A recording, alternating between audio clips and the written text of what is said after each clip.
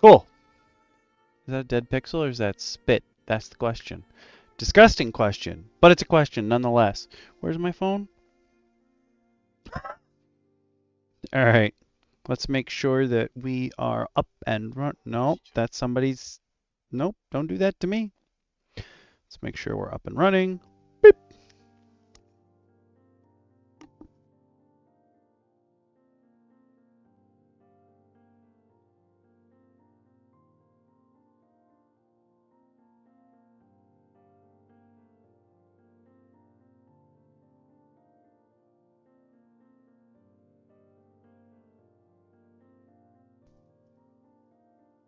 We are good to go on YouTube. We're going to move over to Twitch now. Make sure that that's all running. Pop Twitch on. Pop, pop. Beep, beep, boop, beep, boop. I got in there quick. Can you go, go, go? Thank you.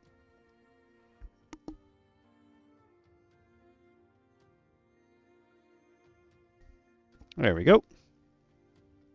Twitch is also up and running now, so we are good to go. Sweet. Keep you guys open. Probably don't need any of those icons, so we're moving over here. What's up, Joker? Hello! Thanks for playing with us yesterday. You know we love it when we play Puffy. We had a good time. However, I don't think I'm ever in my whole life gonna stream for another 9.5 hours in a row. At least, definitely not with the headset I was using. I thought my skull was gonna be crushed by the end. I wasn't using the headset that I'm using right now, which is a mistake. I should have just stuck with this one. Stealth Pro like crushed my skull.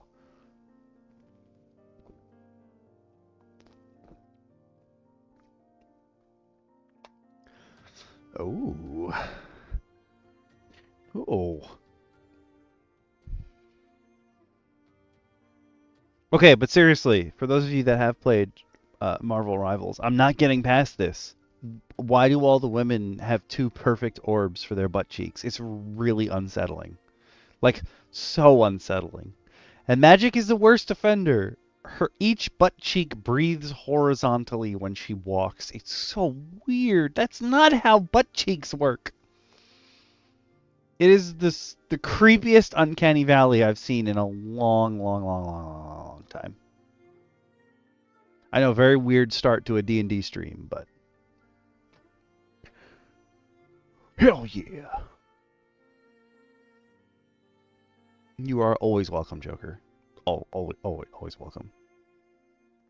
And AWAS, it's free, and there is crossplay as long as you're not doing ranked. There's no crossplay for ranked.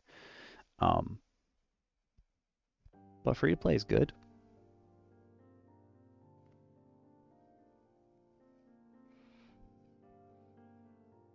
And it's not.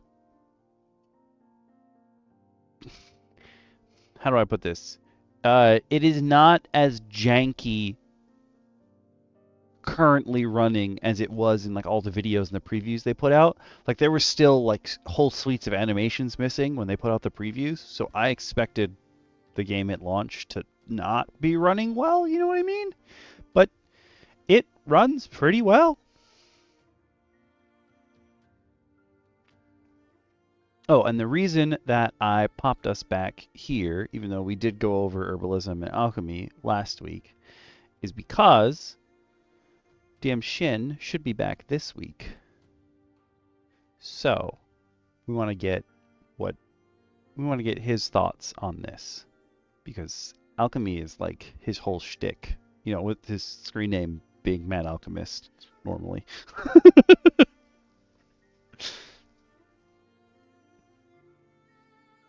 But then we'll move ahead with Archibald's Archive. Oh, one of our friends was trying to download another game the other day, and he's like, I gotta delete Fortnite. And even though Fortnite's hundreds of gigs on his computer, it said that he only regained 30 gigs back when he deleted it. And he was like, how? How? Is the rest of it just sitting there? And we were like, probably.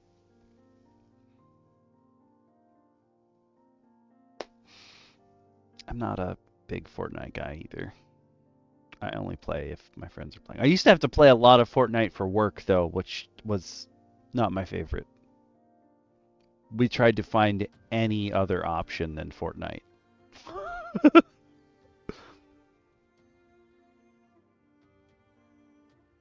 Joker, you are always welcome. And you can just ping the Discord. Me and DM Shin, actually that's how we met, we used to work at a gaming headset company. And we had to teach the tech support team how to get through the menus in Fortnite. And we had to make sure that it was our headset. Well, they wanted us to tell them that, oh, it was the game that was messing up voice chat. But no, 99% of the time it was the headsets.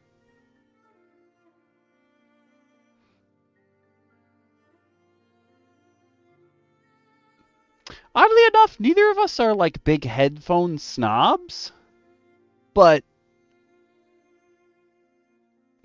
we can tell you that there are lots of headsets we don't like. Most of them were from our own company.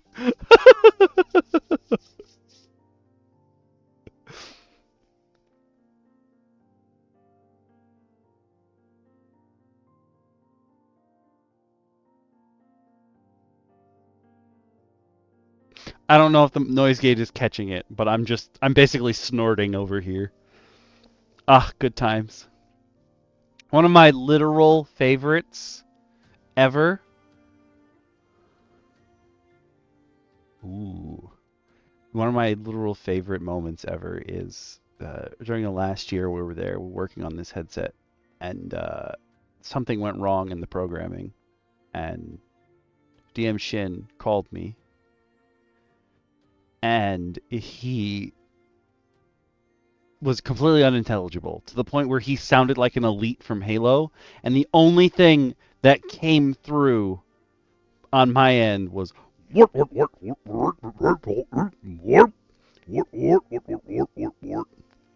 and we went into our daily meeting, and I'm like, there's a big problem with this headset, okay?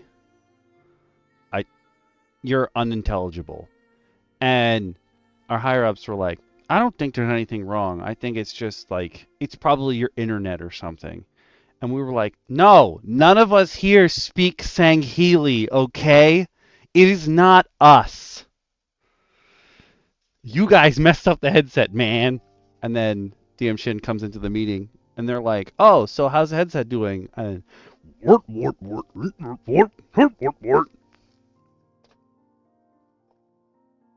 is it really? I know some of the lines are just speech in reverse. Oh, that's fantastic. I love that. I hate how in the new games they don't speak their languages. They all just speak English. I'm like, I don't want to hear that. I want to hear noises. Make me laugh. It's so much funnier if they're just making noises until they actually attack you. And then you're like, oh. They finally let out like one word in English and they're just like, Demon! And you're like, oh, I love them.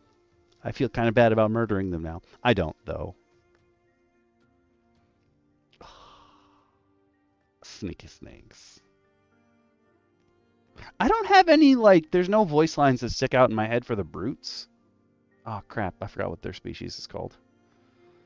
I had just looked up Ungoi. That's the only reason I know that. The Ungoi are the grunts. Oh, what are the brutes? I think they start with a Y, but I'm not sure. Halo's one of those games where there's so much extra backstory, but really only if you go looking for it. And I actually did go looking for it, but when Destiny came around, I was like, I don't care. If it's not in the game, I ain't looking it up. There's enough stupid things in my head already that I didn't need anything extra.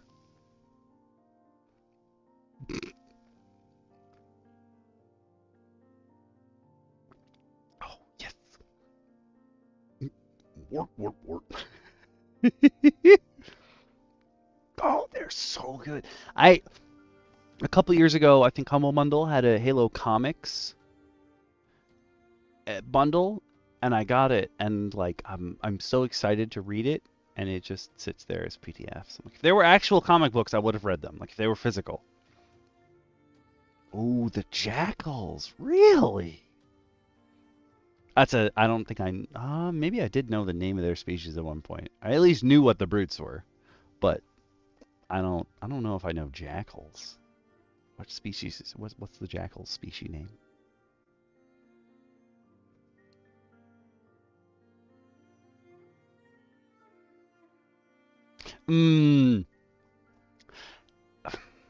Okay, weird.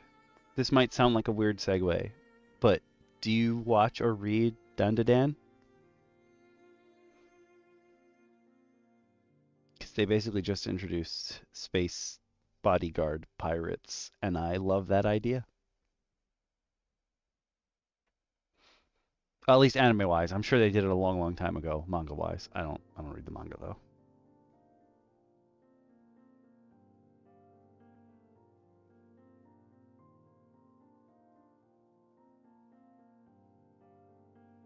There's the two main characters are a boy that loves uh, aliens, and there's a girl who's really into ghosts.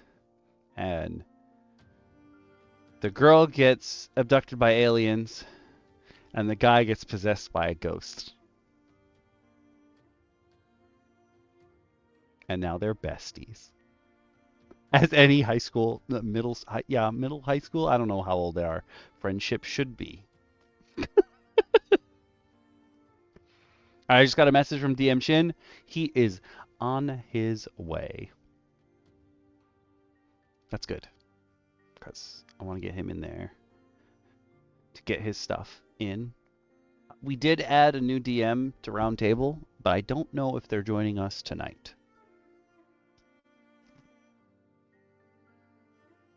Oh, Harlock is good stuff. Obviously, Gundam is also good stuff, but I don't think I've actually seen Aura Battler, but I have definitely heard of it. What's up, Shin? What's going on, Okami? What's going on stream? Well, should I say streams? All you players. Dual power! What's going on, my fellow players of all classes and races? We gonna get it. We got it. We in this. I'm not sure what happened to DM Lacara, but that's okay. Oh. Listen, space calls. That's true. If you have not seen the cool merch that we are all a part of now. We gotta get you something. Because now DM Lacara has a shirt and I have a shirt. We gotta get you a shirt. Oh, Lord. I would actually like to get shirts for like everyone in the crew, but DM Lacara doesn't like that idea because then I'd be buying them. And I'm like, listen, I can make a dummy account. She's like, don't spend the actual money on it. You got a hello from Joker. Actually played Rivals with us yesterday. I understand the premise. Joker? Joker, is that you?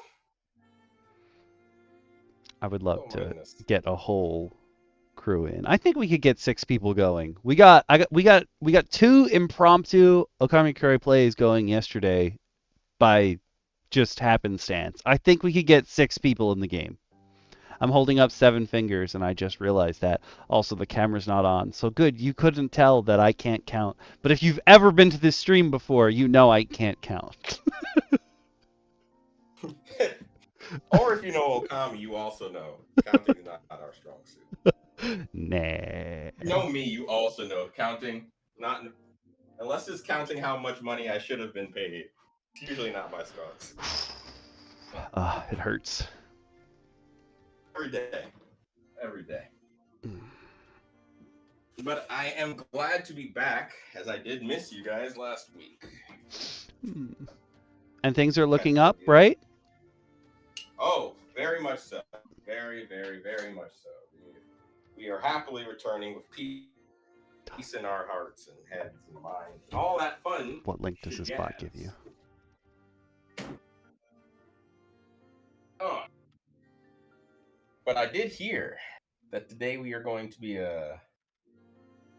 talking about something I personally. I gotta fix the. Yes. That link will work. I don't know what the bot gives you. I will fix that. Thank you for that. I don't know what the bot gives you, but that link will work. What are the bots botting now too? I actually got my first Twitch bot in a really long time last night. I was like, oh, hey, what's up, Mr. Bot? But yes, we're going to catch you up. I mean, well, you've obviously read it in the background, so. All right. We're catching this. We want to catch everybody's. No, I'm going to make words one day. We want to get caught up on your thoughts. There we go. Words. I streamed for 10 hours yesterday, y'all. My head hurts. Saw you hop on, and I did not see when the notification ended.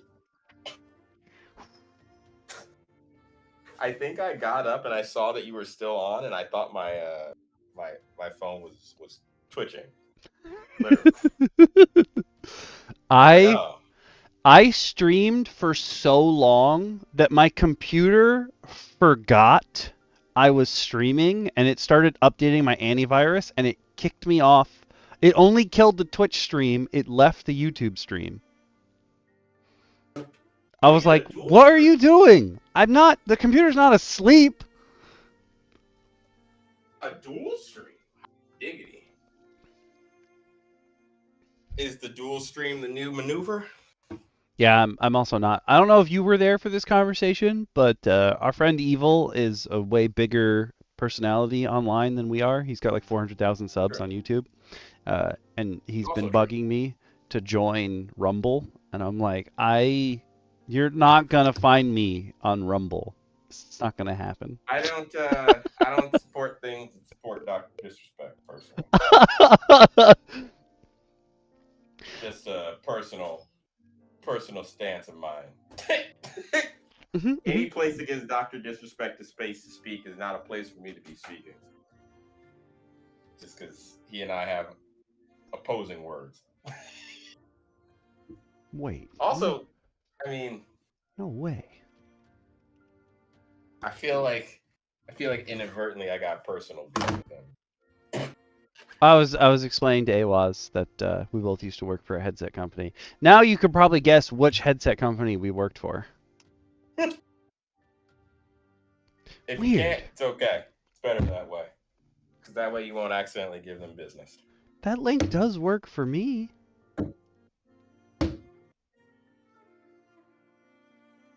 I'm pretty sure MSF Okami, even though none of us play Strike Force anymore, that was just the link we were using because it was the easiest thing. They were like, we need a shortened link. I was like, I got you. No problem. Okay. Okay. So I need you to make that joke again when Iron Fist Albert gets here. Please. Please. There will be no context for it, but a Transformers joke will be great in front of. Okay, this will be a joke. That's a good one, actually. I just caught that. No, how about Frenzy? This will be a good joke. So, if it was, you probably haven't met Iron Fist. Well, technically, you were both in the chat last time. Okay, so he is a huge fan. His name's Iron Fist, but he's actually his favorite Marvel character is Magic, like Colossus' little sister. And Magic's one of the characters in Rivals. And like in our Discord, whenever Magic comes up in a comic, like Iron Fist goes nuts. And so we played for like 4 hours with one of our other friends named Ace. And he might come into the stream here or there. Also another awesome streamer that if you haven't checked out on Twitch, you should. Ace Moments 774. I'm gonna put links for him too. But we played for 4 hours, the three of us together. And then after Fist left, Ace is like, so who's Magic? Is she like a new character? And I was like, I'm so glad you said that after Fist left.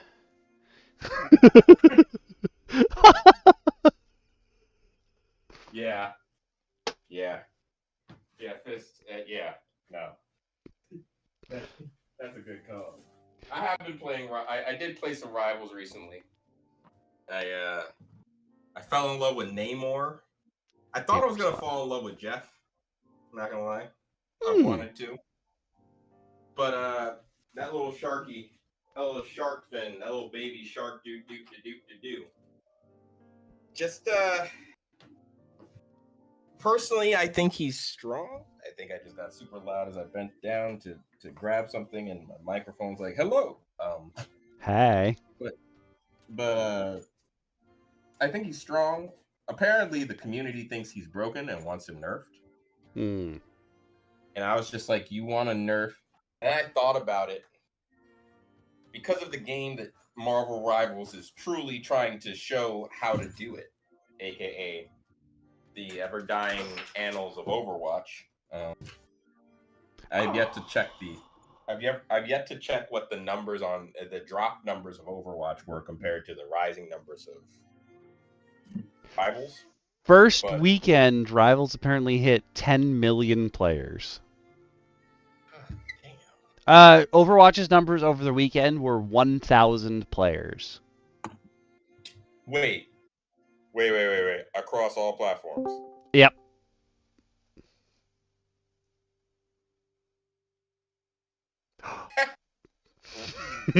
No, we were green, but not that green. Yeah. We were green with a lot of things, including just not paychecks. Yes. His stupid slidey fists.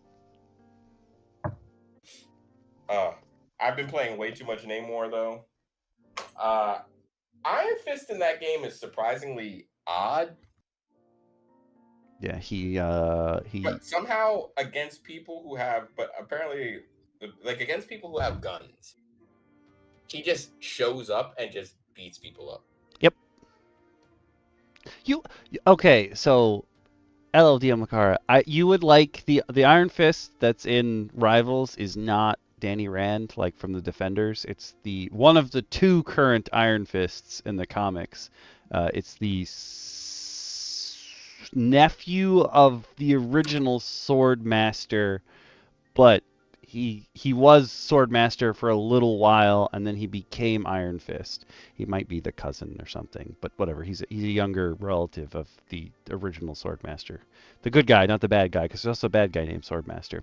Just confusing for no reason.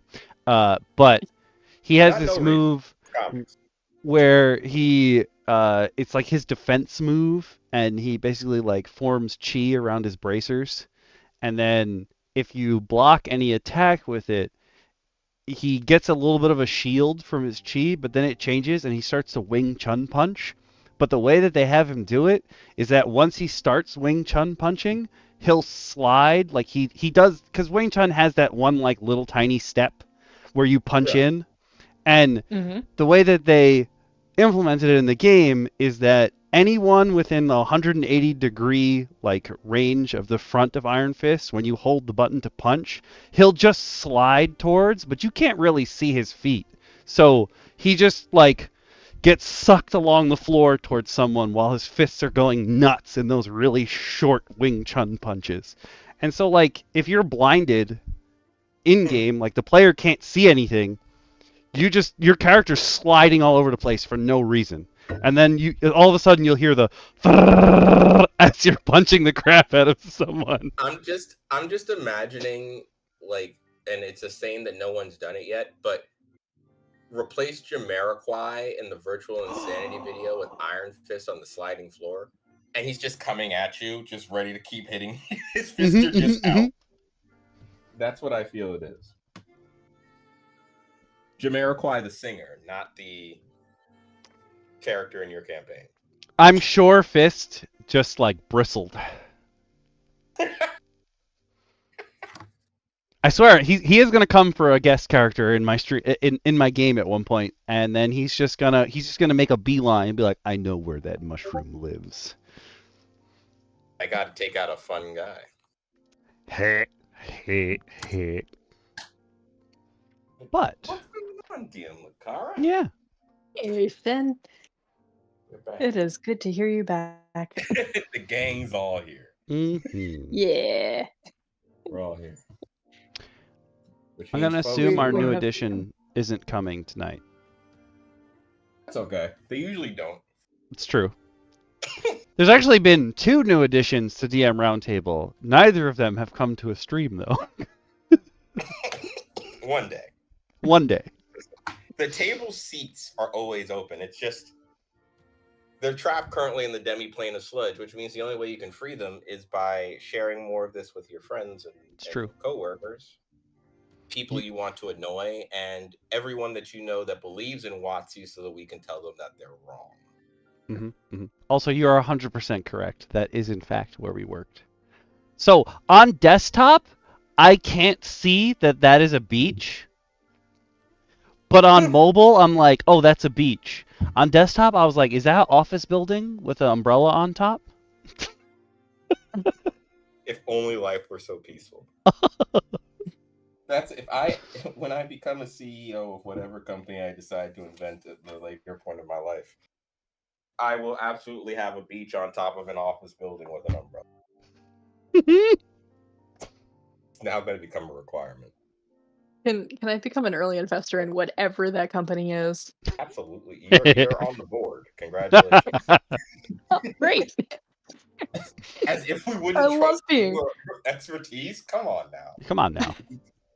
I love being the power behind the throne. Come on now. Ooh, I like that too. King Arthur wasn't anything without his round table. Let's just say that. It's true. That's why we're the 100% round true. table. Exactly. 10 out of 10. It was actually I dropped my water bottle. That was so good. That is the segue to have. when I Perfection. when I was in college, one of my friends really wanted to. Our conversations always circled around her plans for world domination. Ooh. Yes, this was an actual thing. And I was always just like telling her, like, no, you can't do that. No, you don't want to do that like that. You want to do it like this. And she's like, oh, like, great. Someday I'm gonna have to fight you when you take over the world. And I'm like, no. I'm not interested in being the face out front. I want to be the Grand Vizier. Listen, I feel like in any media that you consume, it's the most powerful people are always the ones you never see. It's always the guy is just like, hey, how did that wizard get all? They're always like, we beat the evil wizard. I think that always used to bother me when as I grew up older and started to like play video games, get into anime and stuff like that. I would always ask. And I think I asked my grandfather one day. I was like, what about the guy who gave the evil corporation money? Won't he just build another one? And he kind of looked at me and he was like, I get, yeah. Yep. Like, that's a fair point. And That is the world in which we live. You know, you shut down the Lich's phylactery. Well, guess what? That Lich didn't start off a Lich. Yeah. Yep. I once had skin. Listen, Liches I've learned are not the scariest thing. I was speaking with someone over the weekend, just ran into them, and they saw I had a D&D hoodie on, because why wouldn't I? And they go, oh, you play? So I got into like a 15-minute conversation with this guy, much of I think the chagrin of his children, but to the joy of his wife, because his kids were looking like, oh no, dad's talking about that click-clack math rock game again. But as he was talking, and I was like, oh, well, you know, what is the weirdest thing that you think you faced? He told me that as a DM, he decided that a Lich isn't scary enough for his players. So he decided that he would see how far into lichdom, as he called it, he could go. Okay. And in a turn of events in the middle of his campaign, as they were fighting more and more lich creatures, so his players had gotten to this area only to find out that the king they were working for was actually a lich, and the world they were in was not the world they thought. They were actually on the other side of a mirror. Oh, And the that's king's good. power was to always reflect the mirror his way. So he could change which way the mirror flipped to decide on which side he wanted to be the king of and which side he wanted to suffer. He called it the Mirror of Prosper. And the big turn was they fought a dragon lich. Uh-huh. One of their players had died earlier in the campaign and become a druid, and they were a Circle of the Land druid. When they leveled up, he was like, oh, I want to try and commune with the earth itself. Because they were in a plane, and the guy was saying to him, sorry, it doesn't work. You can't commune with anything. And he's trying to figure out why. And it turns out that the scariest thing that they had to face was that the earth itself was a lich. Oh my god, I thought that was where that was going. The lich's phylactery was the earth itself. So to stop the lich, they had to destroy one side of the mirror permanently. That's good. And they had made friends on both sides. And the curse was that people from one side of Prosper couldn't cross to the other side if they were, once they had been on the other side. So so you could cross over, but you couldn't come back? There were certain ways they could, and the party was able to because of a certain, like, I guess, because story beat purposes, obviously. Yeah. But they were able to replicate that effect for other people. So they tried apparently to bring someone over. Mind you, I'm in the cereal aisle looking at Cheerios, also listening to this, thinking to myself, I need to leave sometime soon. Nah. But as he's explaining this to me, I'm like, so wait, how did your players do it? He goes, one of my players was a grave cleric, and another player was an undead warlock. And the undead patron was the phylactery itself wanting to take out the lich. Oh. And I was just like, can I play in your game? And mind you, this guy, I think he had to be in like his mid 40s, late 50s. You know, Living the kids dream. there, his wife's there. She's through the roof, and in my head, I'm just like, man, when I grow up, I want to be you. Just I be you when I grow up, just because I would have never thought to make a phylactery gain sentience due to all the power pumped into it. I mean, it makes sense. Yeah. Yeah. It's got a piece of you. But even I don't think I've ever seen that in any tabletop idea. Like the idea of the phylactery is that once you destroy it, the lich dies. You know, you can shut down all their power. But the idea that the phylactery could find a way to get rid of the lich without killing itself,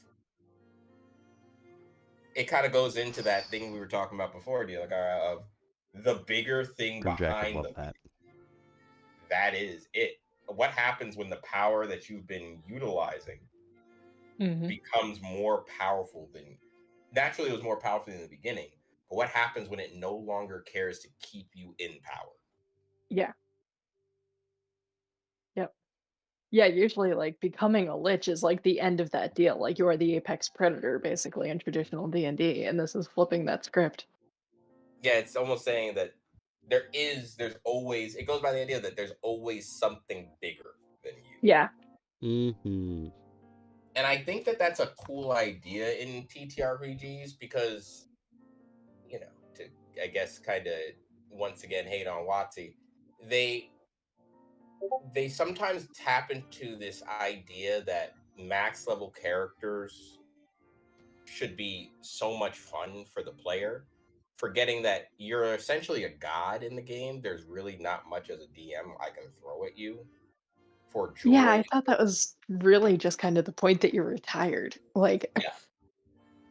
like what are you gonna fight? Yeah, like at that point, the only other thing I can throw at you is pre-made level 20 characters, because that's the only thing. Nothing in the PHB will equate. I Yeah. have to write characters that you can fight, and that is an exercise, I guess, in DMing in its own right. You know, if you want to, that could be a lot of fun to do, where you fight your players as a player yourself. But the idea that you've created something that trumps what we think of as the end all be all Mhm. leaves so much open. Like, what happens when you've reached the apex of magic? Well, what if science is the application of magic further now? And now Yeah. Spelljammer goes from space stuff to futuristic D&D, where magic is so common, we had to find something new. Eberron. I really want to say more about this, but I can't because Okami's here. No, I started to say it. I was like, ooh, I know I know I've entered the celestial realm, and I just see her, you sitting across from each other, like, keep speaking, Shin, but not here with me. Yeah. Keep I speaking. I looked at the Use the participants. banana phone. Just Yeah. I looked at the Yeah. participants before to be like, I don't, but I've heard, but I don't know where it's from. It's one of the actual adventure modules. Somebody's phylactery becomes a homunculus, but it's still like sort of subservient because it's small. But I was thinking it would be like if you took the Candlekeep Mysteries idea, where if you take a piece of, in the Candlekeep, it's a mummy. If you take a piece of the mummy lord and implant it into someone else, it like overwrites their personality and their abilities and basically makes a new version of the mummy lord. I was like, what if one of them just not necessarily kept its old person's like ideals, but just thought differently? I was like, oh, like Madrox's clones from Marvel Comics, or Twice from My Hero Academia. When he makes clones, but each of them have their own thoughts and desires, so he never knows Mhm. who the original is, and then they start killing each other. That sounds like a safe exercise in science. Yeah. I There, oh no, go ahead. I'm just thinking like using the phylactery to power like a golem, but not a golem like, you know, a big clunky thing made out of clay, like more like a Galatea kind of, you know, one. DM Lacara, might I Yes. introduce you, and it's something that I will share maybe the next time we do creatures here on the channel. Oh. There is a type of golem that was forgotten in old D&D, as most good things are, that essentially was a golem made by a god Oh. for the sole purpose of protecting something divine. Hmm. And it was way more than a clunky thing. It was Yeah. borderline like Shiva Hmm. in Hindu lore. Yeah. I will provide it to everyone at the appropriate Please time. do. I Yeah. think that will be one for everyone's enjoyment. That sounds awesome. I'm done with that. Speaking of It's like, everyone's enjoyment. Oh, no, go. no, I was just gonna say, like, I really feel like that kind of space is empty in D&D. I mean, they introduced Warforged, but those are player characters, and honestly, I don't think they're that great. No. But like everybody that's played a good one, like, hacked other bits onto it. Yeah. And and like these things exist like in the monster manual and whatnot, but I feel like something that's not quite a robot, not quite a like golem, like something that's not necessarily just like, oh yeah, I built this thing and told it to, guard this door, is a really underutilized area that has so Mm. much space for everything from the, well, we got it to follow us now, and it's this weird kind of pet that is the, humor in the group, to I will have nightmares about this thing for weeks. Yeah. Like, Yeah. there's so much room there. There's a Oh, there's a feat in the repository that I found way back when, for specifically for Warforged, and it's just called Backup Drive, and it's that you can take there's like a small sphere that you can take out of whatever your shell is, should you die, and implant it in another shell, as long as that shell Mhm. has no consciousness to it. And I was like, you could make a whole campaign out of that, and then you become the villain at the end. You just keep getting stronger and stronger shells to live in until you're like, well, now I rule over everything. Yep. It's a cool idea too. Of even if you, I was at one point in my early, I guess, game play creation toying, like when I really started to try and Hmm. work on making my own kind of game systems and really get into DMing and expanding from 5e. I wanted to introduce a system where characters would die very commonly, I guess, similar to the older editions where you weren't expecting a character to make it to the end most times. Like, it was impressive if they did. And in doing so, having that system provide a bonus for death. So Oh, every yeah. time you lost that character, it fed the next one. Yeah. Hmm. So Sort of in yes, like a you've died. roguelite way? Yeah, Hmm. very much so. However, where in roguelites they require you to become something new, this would be a reincarnation that forced you into another. It would take you into another. The idea of it was a lot of dimensional pockets Hmm. and the idea of Mhm. multi dimensions. So essentially, when your character dies, I would have the players roll 6 versions of that character, so like 6 different classes. And when your character died, you would roll a d6 to swap with one of those characters that wasn't their option on the d6.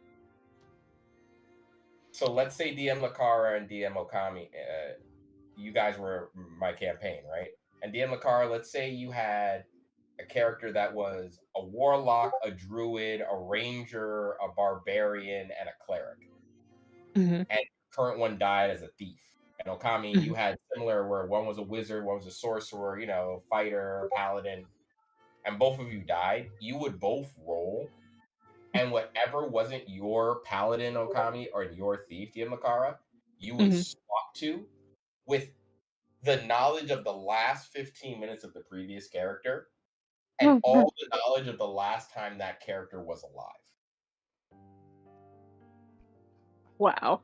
I can't think if I don't think it's a class, but there's a race question mark that's in the repository that's sort of like that, where when you die, you trade places with another version of yourself from the multiverse.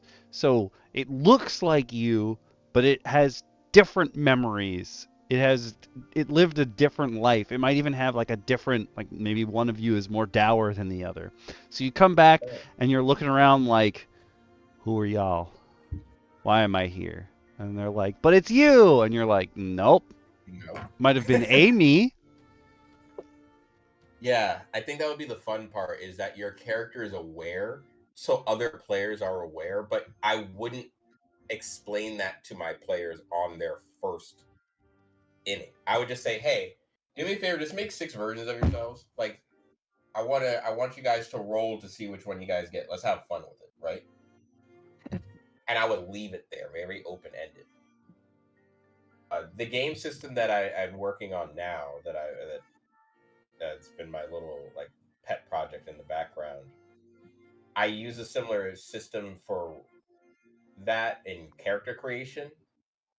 It's been taken from other like fun TTRPGs where you don't know what you're going to be going into it, and I think I really like that idea because there's something to that anonymity where you're just like, oh, I don't know what I'm going to be, and it's not, and it sounds messed up to say. I never want to. Please, anyone watching, don't ever take this as a shot at your ability to do so. But if you're a new player, but I think that it would not be meant for new players because there are parts of it that would be difficult for a new player to grasp at the same level as an older player. Yeah. Like there's just certain things about it that are kind of tough to grasp if you haven't played D&D at all before. Yeah, like the blood toxicity alchemist here. Like that's super cool, but I wouldn't. You shouldn't. If you're brand new to the game, don't do that. Yeah, No. you don't need additional mechanics dumped on yourself. Yeah. No, that's not for you. No one needs that, quite honestly. I loved it so much, though. Yeah. Oh, it was beautiful to read. I was sad that I didn't get a chance to talk it, but like, it's tough. Well, I mean, we were invoking you multiple times. We still want to hear true. everything you have to say about these. Whatever you want to go back and talk about. I put on the background music from last week, and I whipped back in the page. So whatever you want to tell us about. Let me pull the document open again. Let me get me yourself. Oh, that's right. Fully situated. For those of you on YouTube, if you want to follow along with us in Archibald's archive, you can open the description. The link is there. For those of you on Twitch, I'm going to throw it in the chat, and I'm going to pin it until the end of the stream.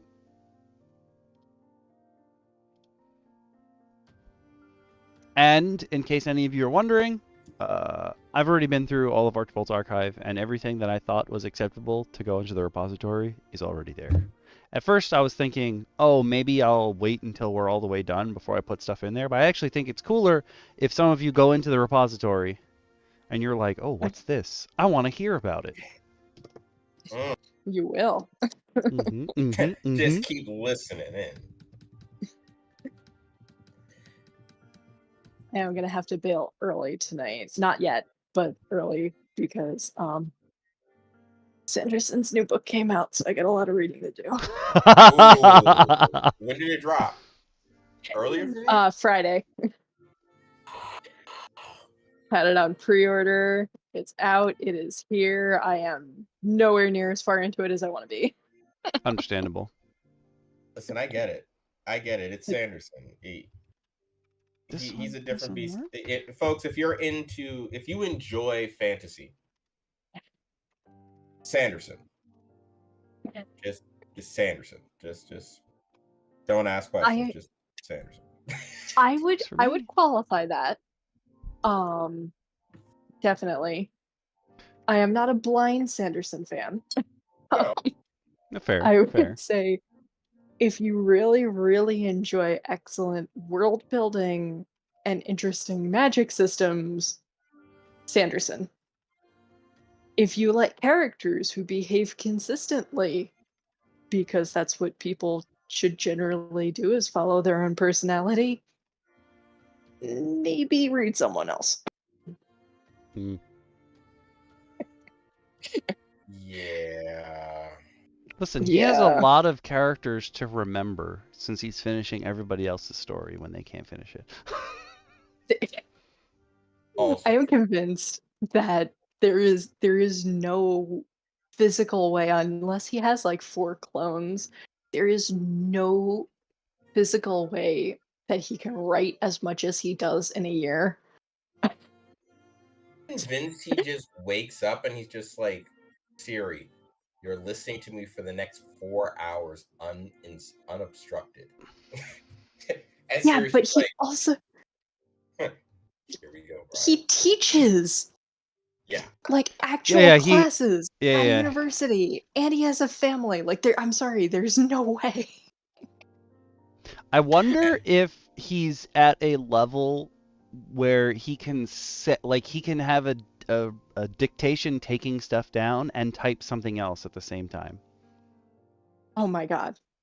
He might be. Honestly, the way the amount of stuff, because he also has he also has a YouTube channel that is active. Yeah.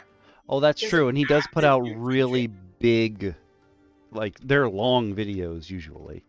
And the guy has time for guest appearances and hosting Magic games. One of my favorite Magic players, Brian Kibler, and his girlfriend Olivia Gilbert Hicks, have played in a Sanderson cube of Magic, and it's literally called the Sanderson cube. What the hell? He has his own Magic the Gathering format that you only can play with him. Oh my god. That's bonkers. I don't. The man is world building in the real world. Yeah. The man's got so much lore. Vati Vidya wakes up at night in cold sweats. Does that one work? Afraid of the video. The Sanderson lore. I didn't ever think I'd make this video. But now that I am afraid. But what people shouldn't be afraid of is what we've got for him tonight. I feel like I don't want to derail Okami's stream anymore. Stumble over words. Don't matter to me. Oh no. Matters to people, though. Listen, I did 10 hours yesterday. My brain's already fried. Well, don't worry, because I'm looking on my screen and I'm seeing the two greatest words ever exist: Welcome to the party. herbalism and alchemy. Yeah.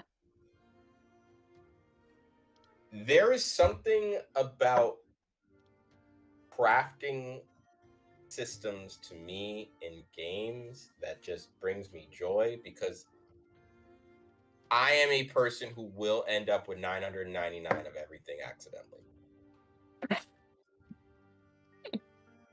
Like, I just have to make it simple, I am Peter Griffin in that famous Family Guy, ooh, piece of candy. That's me. I'm like, square, collect, yes. Don't know. And I always loved picking herbalism and botany or alchemy and going into herbalism, botany, alchemy, full potions crafting, they just call it very bluntly, brewing, any kind of that methodology, because there is nothing cooler to me than brewing elixirs with magical effect based on the stuff of the earth itself. Yep. I once had a DM tell me I'm a science hippie. Oh. Well, because I only like playing nature classes for the most part, but I absolutely will always find a way to input science into them. Yep. And I'm like, yeah, that's accurate. He's like, yeah, you're a science hippie. I was like, yeah, I guess. but you won't go to another grass bar. No one should go to a grass bar. In fact, grass bars as an existing establishment should not exist, because humans should not be eating grass. Wait, is this an actual thing? Mm-hmm. DM Lacara for context. When I was younger, I went on a date. First date with this girl. And I am not a person who is always going to pick a restaurant. Sometimes I'm like, hey, I don't know what your dietary restrictions are. I don't know how you eat, or if you have any kind of preference. I don't want to put you in a weird spot. So why don't you tell me the best place to go? He picked the restaurant. He's like, it's really cool. It's this new age eating. It's very niche. Like, come with an open mind. I'm like, you know what? I'm going to enter this situation with an open mind, because if it's truly something I don't want to eat, I won't eat it. Mm-hmm. We get there. I look at the place. It's very, nice, upscale for a city, for no reason. It just looks like everything costs too much because it does. Mm.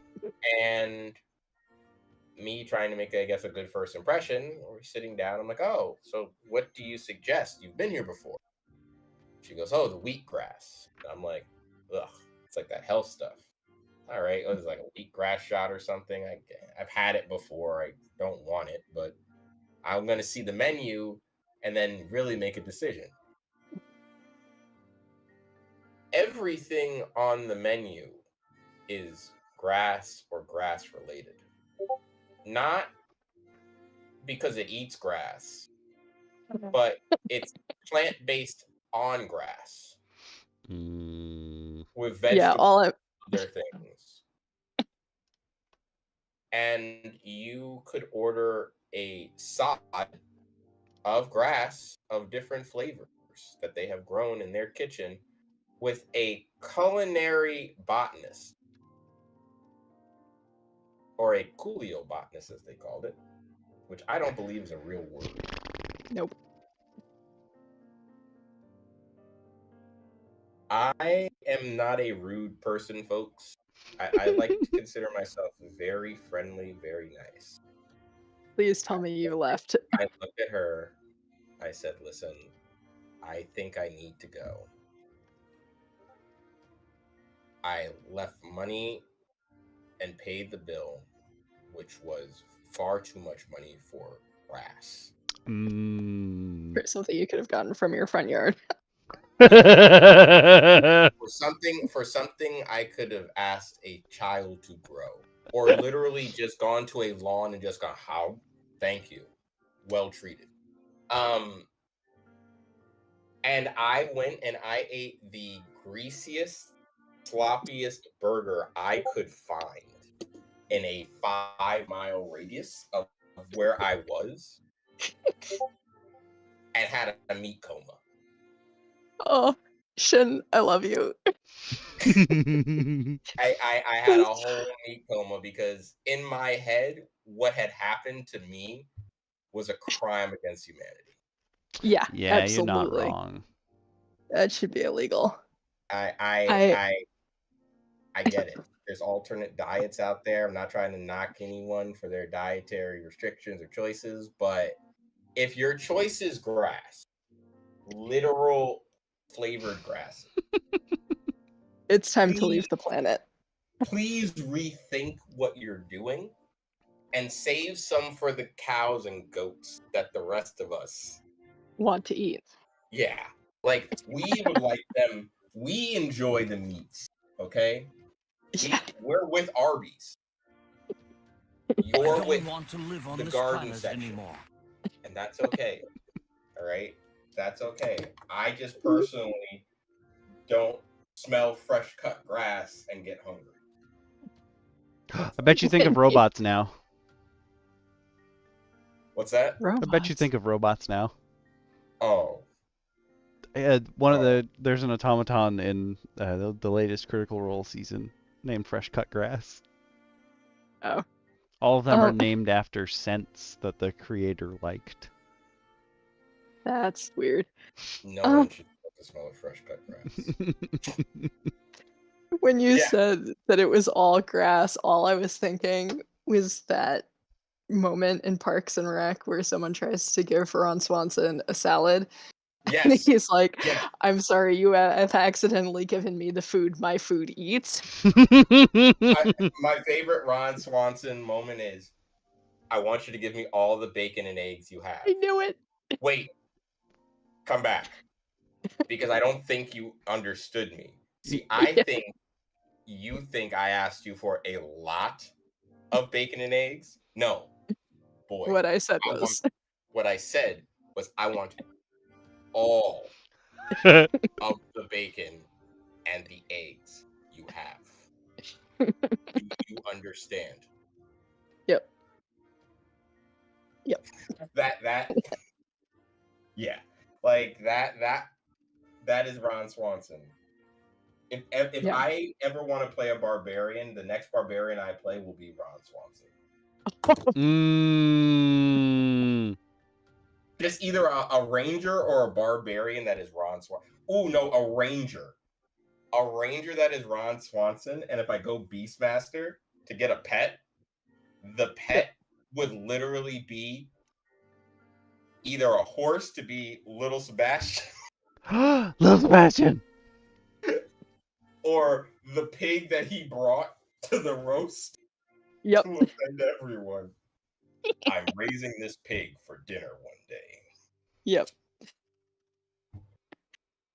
Oh my god. I love it. I love it so much. Yeah. Yeah, Ron Swanson is definitely my spirit animal. And I mean, so tomorrow I have an incredibly busy day with a lot of people and I want no part of it. And I'm not really gonna have time to eat. And I know I'm going to be that time where what's her face packs him like the Ziploc bag of bacon. And he's like, I already ate it and I'm hungry and I hate everything. Run away. And the way he runs is so That's- funny. That's gonna be me tomorrow. Well, you know, DM Lacara, if you need to get out of your meetings, Correct. you could get run over by Alexis. Kemi 1 and 2 and 3. I'm sorry, my second favorite character in that show is John Ralphio because he's so dumb. But he the is excellent at doing that. worst. He's like, no word. Also, the voice of Sonic the Hedgehog. Yeah. After Jaleel White. What a turn of events. He went from being the funny, like the weird guy on Parks and Rec to the voice of Sonic the Hedgehog. Yeah. I saw Mona Lisa in something else at some point, and I was like, "Oh my god, she always plays the same character." Yeah. Yeah. Yeah, she's sadly that character. Like, that's just her. Yeah, like, did they just give her a script and let her go? Like, There are actors apparently like that in Hollywood, where it's just like, you do what you do so well that yeah, we just want to tell you the basis. yeah, just read these lines. hmm Just run. Like, I think that's what they do for Samuel L. Jackson in badass roles, when they just want him to be a badass. They're like, listen, whatever you want to say or do, so long as we don't need to bleep it too heavily, just go. You need 2 trained bears with AK-47. Just tell us 2 weeks in advance, all right? Just whatever you need, just go. Because, and it's the same thing with Liam Neeson, because he plays the same character in it. Yeah. Chris Pratt. I mean, Parks and Rec and then Star-Lord. I mean, they just literally took him out of a suit. He even played Mario like Andy. Yeah. That's scary to me, because I watched that with my godson, and I'm like, and he loves the movie, and he's like, Uncle Aaron, he's like, Uncle Shin, Mario. I'm like, yeah, that's Mario. Yeah, that's Andy. Yeah. Naked in a hole somewhere in someone's backyard. And sure enough, I'm sure Mario would have been naked in someone's backyard. Still can't believe he's not even he didn't even want to use a stereotypical voice. Come on, that's all of Mario. It's okay. Oh yes, it's gonna be. He did Mario amazing. without an accent? Yep, Yeah. It's just his voice. Yeah, it's just him. Oh, that's weird. It's just Chris Pratt talking. Actually, nobody in that movie is doing an accent now that I think about it. Nope. Seth Rogen is Donkey Kong, them. and Jack Black is Bowser. Just Jack Black. Yep. It wasn't Jack Black being like, I'm Bowser. It's just Jack Black. It's really the best way I'm trying to think of who's Jack. Peach. Oh, Anya Taylor-Joy is Peach. Also not doing an act. Ah! No. Not I really. think she's British though, isn't she? So I think she's doing an American accent, which is, I mean, if you're royalty, you might as well stick with the British accent. I don't know. I mean, I believe it. The universal royalty thing to Americans. Yeah. I think she is. I don't know. I have no idea. By proxy, must be royalty. That's just the way it be sometimes. Also, Idris Elba as Knuckles is also 100% peak. It's perfect. It's so good. It works. Did And it we? works. Did they pick another Bond and it wasn't him? I don't remember. I don't know if Probably. they've decided who the next Bond is. I heard there's people in the Ah. running. I'm like, I also hope that's Idris Elba. Idris Elba could tell yeah. me anything, and I would be like, yes. Daddy! Yes. yeah, I think he would be amazing. I have gritted my teeth through the last few years with what's his face? Daniel Craig. Daniel Craig. Daniel Craig. Oh, I feel like I'm the only person on this planet that doesn't think like the sun rises and sets on him. I could not stand him as Bond. He's given me the same performance so many times that I'm tired of it. I actually enjoy him in non-Bond roles. Like, I enjoyed him. What is it? Knives Out? Is that the one he's in? Yeah, where he's the inspector. I slightly enjoyed that. No, don't do this to me. Slightly. Yes. Slightly. And this is me being very fair and honest. This is slightly. Because I saw what they were Really going such a for, and I cool was like, dude. you know what? Good try. Good try. I'll give you that E for effort kind of this situation with them. Uh-huh. But yeah, it's but he is not. I grew up on Brosnan. That's my thing. For me, it's Sean Connery. Yeah, and Roger it's Moore. Connery for me. I guess Roger Moore for making me think. Get his flowers. That is true. Like he had emotions as Bond. Yes. That was my problem with Craig. I'm like, no, you're James Bond. You're supposed to be shallow and debonair and shoot things a lot. That is what I'm looking for from a Bond movie. I don't want someone emoting all over the place. That's very true. It's like, why do you have emotions like this? What is wrong with you? What is wrong with this picture? The only person crying is supposed to be the Bond girl. Like, stop. Every time. Pierce Brosnan. That's fair. Without a blinking chance, just break down. I would say yes to Joker was like, Henry Cavill's the man for the job. Listen, Henry Cavill can do whatever he damn well pleases, and I will watch. Yeah, that's not. Henry Cavill in 15 years, I think, would make a good Bond. Oh, he's pretty young. Yeah. He needs to ripen into the He role. needs to age. Yeah, that's true. Like that's a cheese. True. Yeah. You need to stuff him in a barrel for 50 years, like a good whiskey or scotch or something like that. Like, let's just let him mature.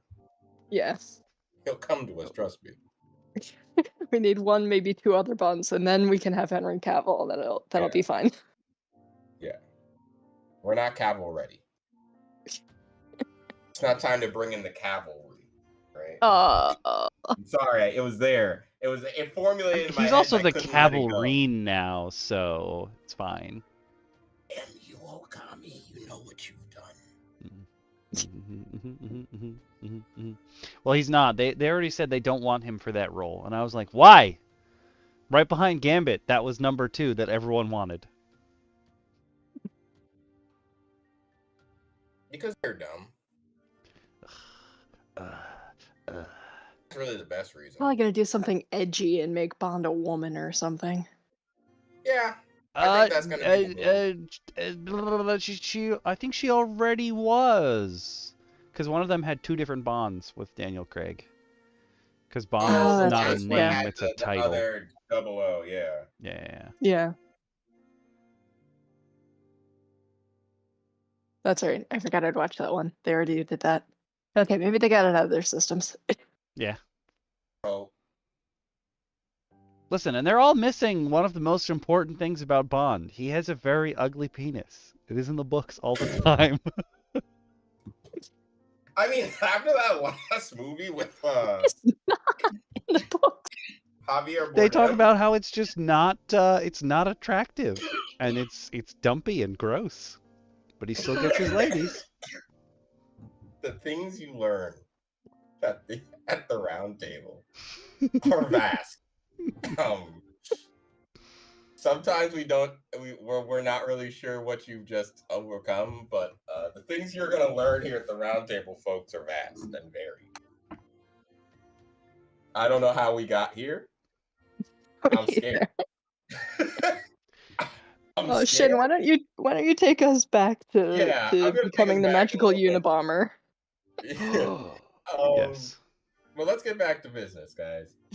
So, as I said, we're looking at herbalism and alchemy, which, again, if you are running any kind of campaign and you have a druid or anyone who's nature connected or someone who's taken up if you even have someone who's taken an alchemist kit, let them have fun with plants. Don't drive yourself crazy. And clearly, Archibald has done all the work for you. So 10 out of 10, thank you, because the system crafted here for even how the strength of things work. First off, giving a rarity system to plants in your world and their rarity equaling growth and strength, that's beautiful. That's what you should do. That is 1,000% correct. That's how you should run your campaign, because that is an absolutely grand idea. And the combinations of things that he's come up with are really cool. Like, if you start off just looking, he's given each circle or land its own setting, and if you're still using old 5e and you've given any kind of favorite terrain, I would give a bonus to finding these on favorite terrains. Yep. Oh, that works too. Yeah.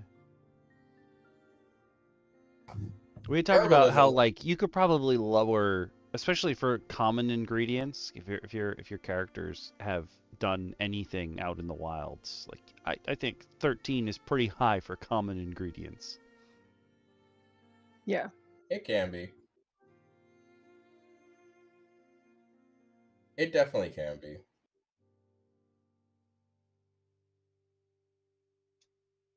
I definitely think it can be kind of adjusted a little bit. Very rare being 24 is, it's also kind of, it's rough, but if you figure you can get an easy +10, it's not hard to get high PBs and wisdom into at any level, because you can kind of mess around with things, of course, gaining various items that give you certain bonuses. It's doable. You on that one, Joker. But that being said, one of the coolest things to look at, I think, is really in the next column, because that's really where we break down some of the cooler parts of, I think, these things. 3 of these stand out to me as really cool, just because I haven't seen it anywhere else. And it's the coast's very rare hyacinth nectar. Just, I've seen it in video games only. And I love that whoever they are, they're so creative with all the ingredients. Everything in here, like at first I even thought of like, oh, he spelled hibiscus wrong in the Arctic area. And I thought about it, I was like, no, why not just leave it a K? Who said it had to be the same thing I think it is? Yep. You could be herbalist pop. When we get to out, yeah, yep. This is a supplement if you want to make pop fizz. Yep. Yes. Yes. Yes, you could. Yes, you could. And if you go down a little bit, Okami, you get to the real fun part. Literally, I think the next page is going to outline exactly why I go by alchemy, because it's alchemy. This is where the bulk of my notes is. I figured that. If there is no reason a character should not be able to craft over time with practice lesser, like small healing potions, just your standard healing potion.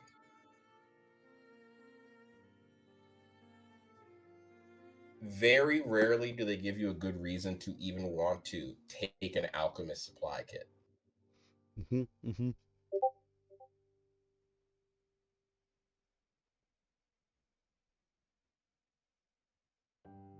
And this right here is all the reason you need. I would include all of this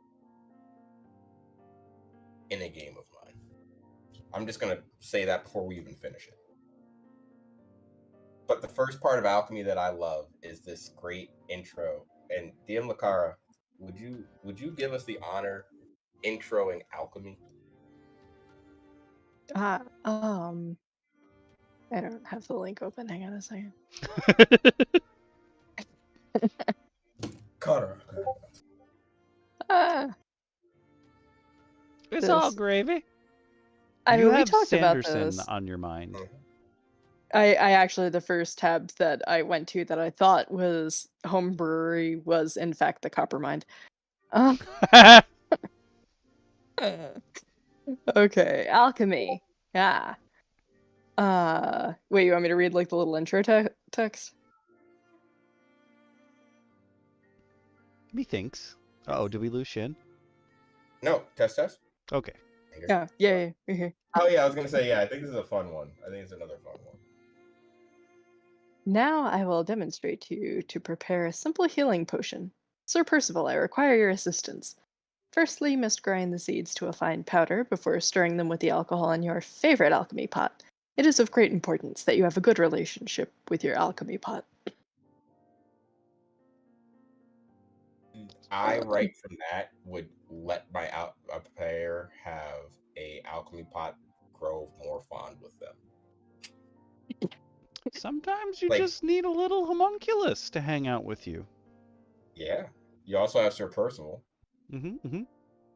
I absolutely think there should be something where, like, depending on how good tasting or weird the thing is that you mixed in it, the next time, like, it remembers. And the next time it's like, you're not putting that crap in me again, are you? Oh my yes. And like depending on what material you've made your is it the mortar that's the yeah, the mortar is the actual bucket, right? And the pestil's the thingy you mush with. Depending on your the materials. It'll like different things. So people will make their Sir Percivals out of different stuff. That's cool. Flavor. I like that. Come here for flavor. We got you. Yeah, I think this is I think that's a cool introduction though to alchemy, because it's very simple and straightforward, but it gives you a lot of fun ideas.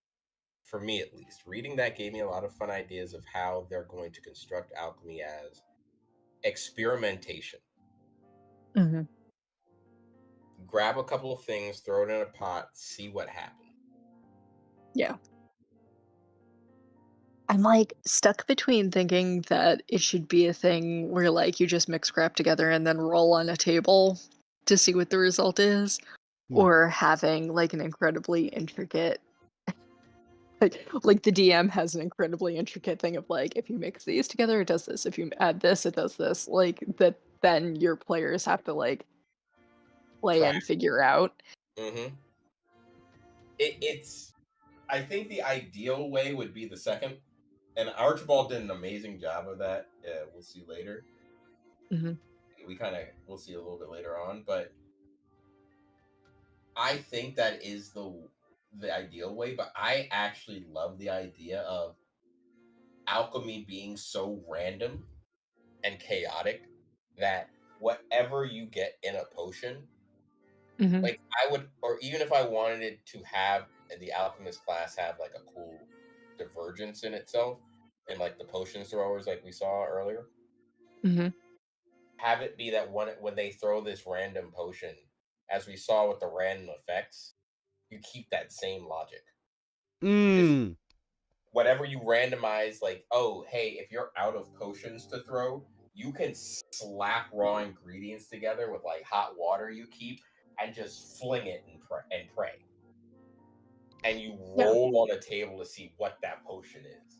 From Yeah, a like big don't shape. use if you don't use a recipe, you have some based on like maybe you have a small table like as a DM on the side that's like if it has this ingredient, it could be one of these things. And that's what you roll Mm-hmm. from. So you have multiple tables to confuse your players even more. They don't have to be Mm-hmm. long. They could be like D4 tables. Yeah. Like a D100 table of potions. Just Do that too. let it rock. Just one big one. Whatever. And then your players will know after that that's the recipe. Yeah. Yeah, that would be fun. That would be a fun way to do it too. It's like, hey, there's 100 recipes. Figure them all out. That's I don't know if any of you have played Moon Hunters, but it's both an action RPG and a personality test kind of deal where you go on an Wow. adventure. Shin and me and Oxford comma and Grimjack? Question mark? I think Grimjack and Jack DT, right? Oh yeah, I think all of us played all together. A subscription! Huh? Hi DM Lacara, thank you! I just figured out this was the thing I could do. Let's not talk about how many months I've been on here. It's all good. It still made me happy. And my notifications work, which we found out last week. We all thought they were dead, but then they lived. Yeah. I lost my train of thought now. I was just so excited by notifications working. We were talking about Moon Hunters. Oh, in Moon Hunters, some of the quest rewards that you get as a group are just like random smattering items. And at night, one of the options that someone on your team can choose is cook or mess with the pot. And you just select a random set of items and throw them in, and then it gives you a recipe. And every time you play the game after that, all the characters know what recipes were made based on what you threw in the pot. So you could just run a system like that.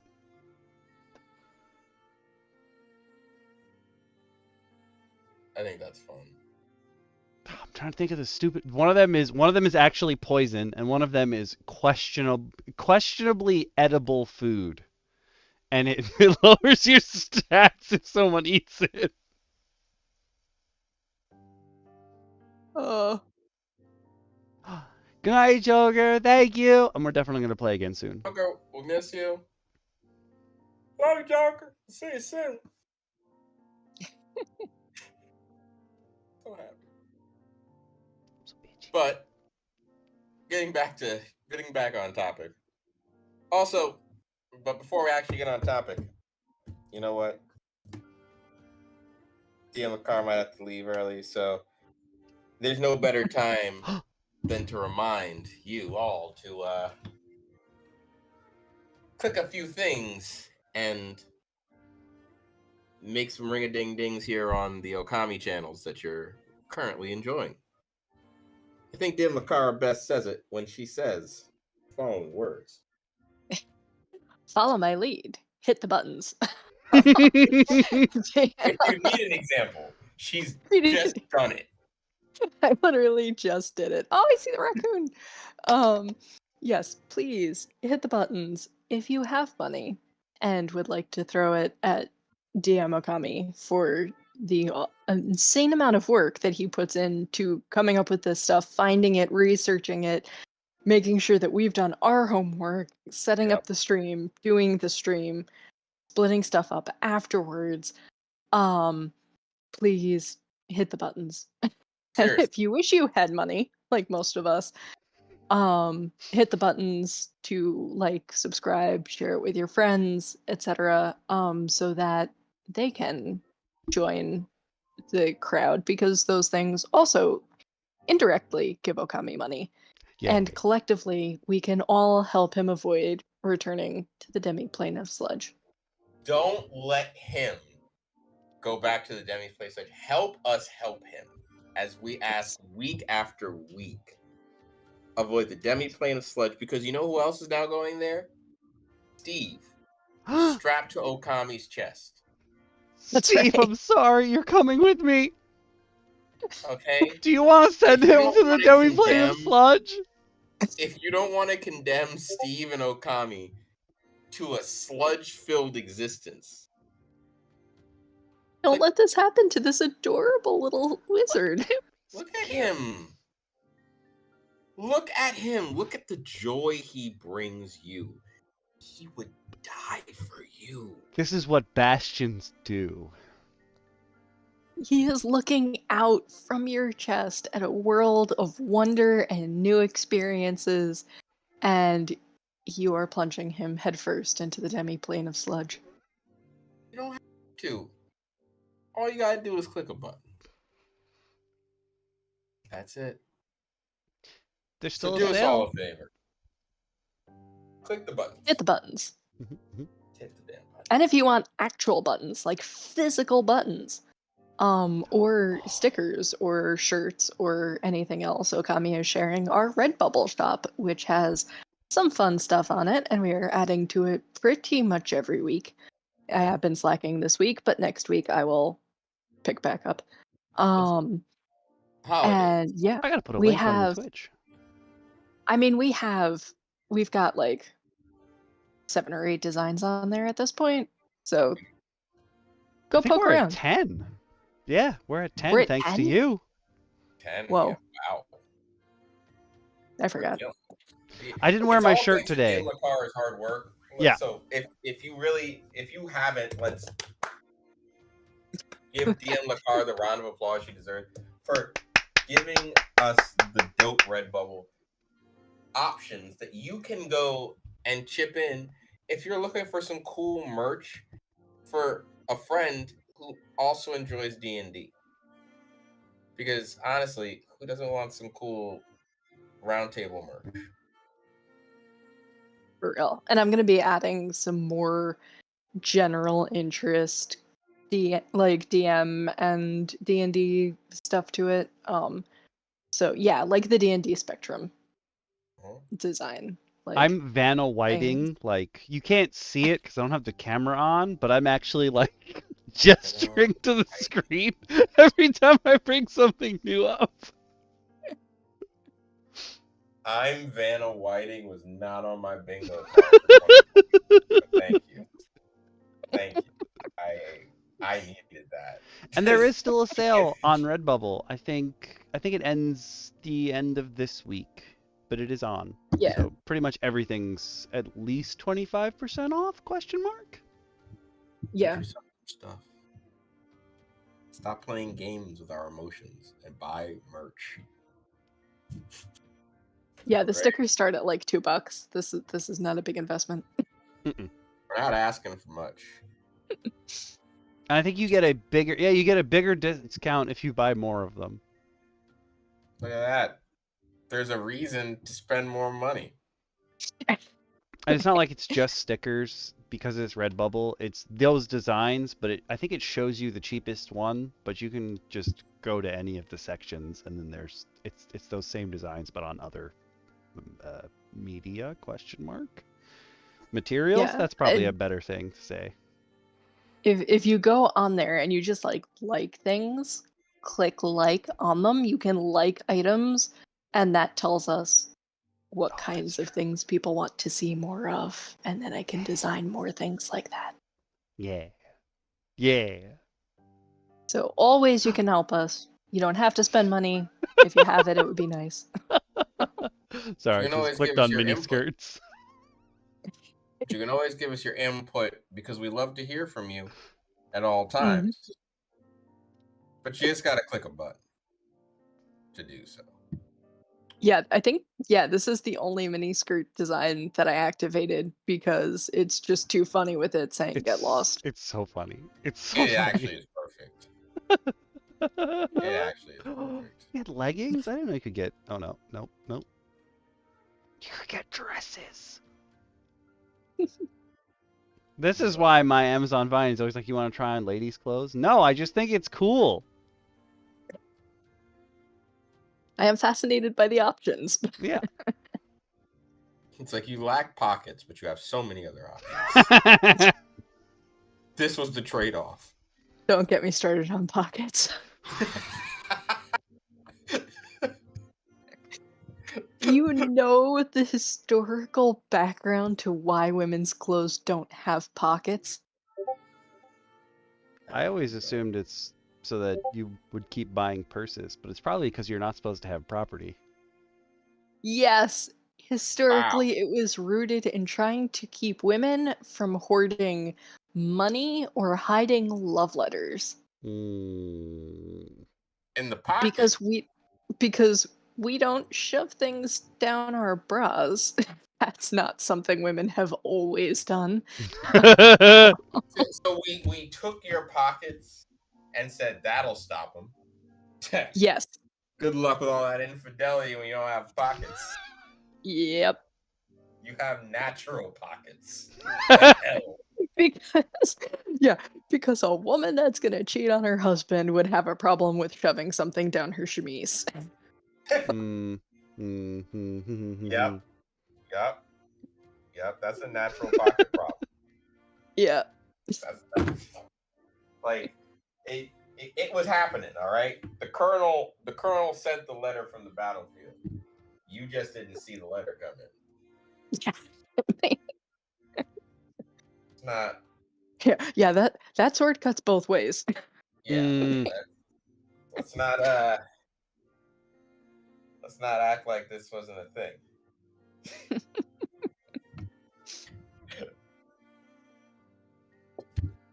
But hopefully,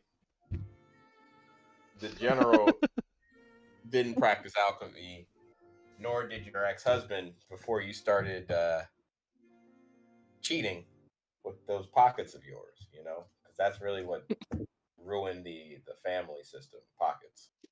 It's what's destroying family values in the world today. Oh no, it is in this supplement. I was gonna say there's a coat in here that's you could store so many reagents in that bad boy. Or love letters. Or love letters from the battlefield. Recipes, reagents, and romance letters. Now that sounds like a series I would read. Yes, 100%. Right? That's all I'm thinking of right now. Recipes, reagents, and romance letters. I want it to be. You have ticked all the boxes. I think that's a shirt. I think that's a shirt. Oh my god, is that a shirt? Hang on a second, let me write that down. I was immediately thinking it has to be a book in the Chicagoland Vampires series because the first book in that series is called Friday Night Bites, and there's just so many puns in the titles. Yes. Recipes, reagents, and romance letters. Oh. Oh, this is the part where I get mad because Redbubble doesn't have any shirts with pockets. Oh my god. Yeah, if it had the okay, I'm just gonna say it because I know it's a chest pocket, but I was immediately like, the titty pocket. It needs a titty pocket. Listen, That's where your brain went. Yep. Everyone. it's not an incorrect statement. It's true. It's called a frocket, dude. What? Is that what it's really called? Not formally, but yes, it's a front Think pocket. I'll take or that front. over Okami's? Nah, I said titty pocket in the I went out to eat with Kate the other day, and I was like, I can't find my phone. What happened to my titty pocket? What's going on here? Where's my titty pocket at? Folks, if you don't want Okami to buy shirts with no titty pocket, subscribe and click the buttons, alright? And there's the ad for this week. That's what... Alright, please. Help him afford titty pockets.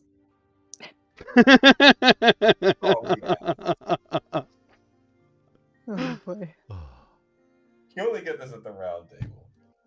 This is the flavor you all need. But to try and get through the rest of Alchemy. Yeah, something tells me we're not finishing Archibald's archive tonight. No. No, we'll finish it next episode, we promise. We'll try. Maybe. We'll try. We promised ourselves we would not let this become another. Yeah. It will be shorter than 7 episodes. We guarantee it. Just looking at 6 right now. Which isn't a lie. But to kind of move forward, one of the cooler things that I also liked in this was that he implemented an idea of kind of normalizing rarities of potions by cost. So no longer, so yes, you're upping the cost of a common potion, so like a common healing potion or a lesser healing potion, which is normally 50 gold pieces. You know, you're going up to common, and I think you're still going up by about 50 gold pieces. I think it's 150 for a standard healing potion. I will tell you. I have this in my... I thought it was like 75. Is it only 75? Is it only 25 gold jump? I thought it was for like the common one, but it could be totally off base. Common I is don't think I've definitely ever 50. bought one. Yeah, common is definitely Okay. 50, but let me double It's locked in my, or lesser is locked in my head at 50. That one, because I think it costs you 50 gold pieces. Yeah, it costs you 50 gold pieces to make one. That was the thing that pissed me off. And when I wanted to do alchemy in 5e, it was going to cost me the price of one to make. And I was like, wait, I was doing this to save money. Oh wait, I can open this in the browser. Bam! These are the general prices for magic items. Generally speaking. In most cases. Yeah. At least with 2014 rules. Now that you're getting 1 million items and you're supposed to have stats of 25 to 30 by the end of the campaign, maybe they're tweaking this a little bit. I don't know. Mm-hmm. Nobody knows. Not even Wizards of the Coast. Do they know? What does Wizards truly know? Is this going to make a rainbow? No. Okay, never mind. But that being said, the idea that he's selling the recipes for these things at a higher price, I would almost treat this as recipe books for the cost of it. Mm-hmm. So if you want a recipe book of common potions, cool. You can buy it for 200 gold pieces. And then if you look at the following section, not to kind of skip ahead too quickly, but I think they kind of go hand in hand. Add in that researching through the book would give you the ability to craft said potion. Here, where he notes that it's time experimenting, I would say that if you have the recipe, you need to successfully spend this time once to craft it to know how it works. Mm-hmm. And then the hours of work would equate to how much time you have to spend to gain a potion of said level once you've purchased a book of the equivalent recipes. So yes, you do need to spend 4,000 gold pieces to get a very rare potion book, but on top of it, that first very rare potion you're making of that type will take you about 100 hours of work. So you need to find a way to dedicate 100 hours, not necessarily in a row, but I would say that includes brew time and things of that nature, so you could leave, but it has to be uninterrupted for the process. So while you don't have to babysit it, it can't be interrupted in that 100-hour span. You could even use the rules from Tasha's and whatever the book before it was, where when you're learning a new skill, we were talking about this last time, when you learn a new skill, there may be complications along the way that'll set you back further. Like you could roll as a complication has happened.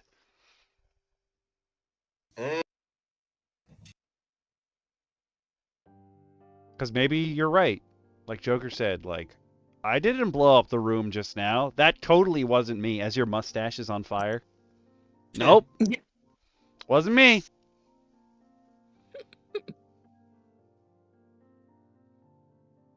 Next, I will invent a magical fire extinguisher.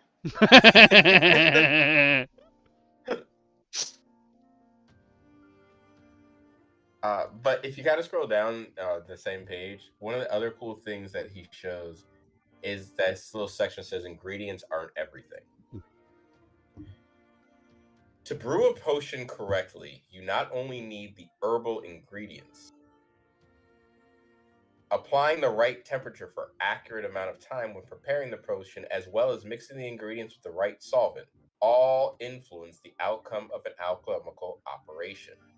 Typically, alchemist supplies include all tools you need to brew potions, while solvents are usually not included and must be bought from vendors or collected. What a cool little thing to add in to really give depth to your alchemist. Because now different solvents can be utilized to make different potions.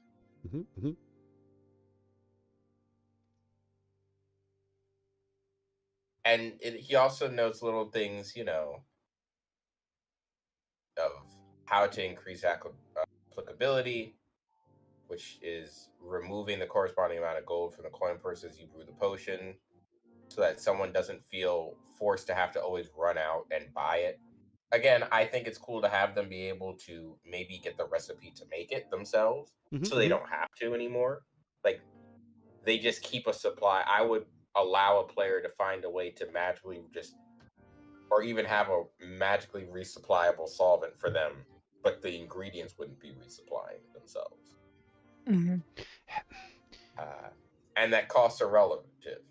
Yeah. Costs for solvents and potions recipes displayed on this page are only suggestions, and that people handle funds differently. It's sad that in a fantasy setting we have to have someone say that, because everyone should know that anything you see, whether it's WotC related, well, especially if it's WotC related for 2024, but or someone else's, homebrew or something else you've seen, you can interpret it as you feel like as a DM. That is the beauty of fantasy. You are allowed to mess with it as you please. And you should. We support that. And then the final note is that knowledge is the greatest treasure. Potions and poison recipes are perfectly suited as loot for your artificers, rangers, or druids. Thank you for giving it to the rangers and the druids once again. Consider adding potion recipes to your loot table. What a cool idea. For normal players. I bitched about this last week. That. For my players, not so much. No, but I love for that normal it becomes players, its own yes. like mini game. Like, oh, you have a chance. But also now you might be able to, if you get a duplicate of a potion recipe, you can sell that to someone. Mm-hmm. You could even sell them after you've figured them out. Mm-hmm. Like from that random Ooh. table, I got it. Oh, now I'm gonna sell this. Like imagine if you collect a certain amount of pages to a certain set of recipes, you can get a book at a reduced price. Mm. Because you'll trade the pages to the guy so he can start making another book. That's how the books are made. These Mm-hmm. go off. And you can even have an entire recipe association. People who delve into dungeons for loot for recipes. Yes. They are a subsection of the Alchemist Guild. Holy hell, I just created an entire Alchemist Guild in my head. Mm-hmm. There are entire video games just devoted to this. Like, you for sure do it in your TTRPG. Remember, the walls are gone. You can do whatever you want. AOS also had I mean, a good suggestion too. Like, it doesn't just have to be magical potions and what have you. Maybe it's the alchemists in this world that are making like antidepressants and poisons. We'll get to. Mhm. There's a lot about poisons in here. Also, bakers are alchemists. Yep. Okay. I've got in the world that I'm running for Okami and a whole bunch of other people, too many other people. Not really too many. It's way more fun this way. But the alchemists are kind of their own like underdog branch of magic that are like trying to make their way against the traditionalists and be acknowledged and like be on an even keel. So I mean, you can wrap all sorts of like political intrigue into it too. Yeah. I think also when you introduce like alchemist guilds into things, you get to have that cool battle of church and state. Mhm. Yeah. Where the holy orders are like, what are you doing? But the alchemist guild being a weird subsect of like the wizards, they're just like, oh well, we don't associate with them fully. Like alchemists are somehow weird branches of every other magical class that just come together and just like, listen, you keep using all that magic, the real power's in potions, guys. In my campaign, one of our characters, her paternal grandfather, because her mom's family works for the Zentarum. Her paternal grandfather, she has an entire family tree that I'm not going to go into here because I've not memorized any of it because I don't care. But it goes back like 17 generations. Her paternal grandfather, anyway, he's an elemental wizard, and that's his shtick. He messes with stuff that I brought in from Bloodborne. In the Thumerian culture, they had all these weapons that were actually formed out of like material elements. So like the Thumerian Elder in Bloodborne like throws fire spears, or he summons a fire scythe, that kind of thing. So her grandpa works with old spells and stuff to make new stuff out of the elements. He's an elemental wizard. And my player like had a conversation with her grandpa and was like, so you're an alchemist? And he was like, no, I went to wizard school to mess with the elements. I did not go to alchemy classes. They are different. And she's like, no, I'm pretty sure you're the same. And he's like, no, we have different schools that makes us different kinds of scholars. She's like, nudge, nudge, wink, wink. Yeah.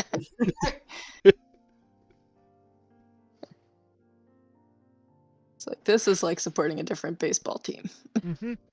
Yeah. It's like, kind of wish you didn't do that. Listen, you can make a golem out of anything. I think we did a while back. I think we did the book golem on DM Roundtable way back when. He's definitely in my list of monsters. But you could literally make a golem out of anything. That's part of the fun. At the end of this supplement, we're going to learn how to build an automaton from bits and pieces. I'm excited for that. Oh, yes. But you did mention, Awaz mentioned poisons. Basically, the person who made Archibald's, which is Adventurous and then numbers, which I don't remember. I'm sorry. I think it's 745 or something like that. Listed like these are all regular potions that appear, and technically next is all poisons that do appear in some way, shape, or form within regular, but they've changed it so that now you can like you have to go and suck the poison out. You gotta go extract the poison from some creatures to make their poison, which is super cool.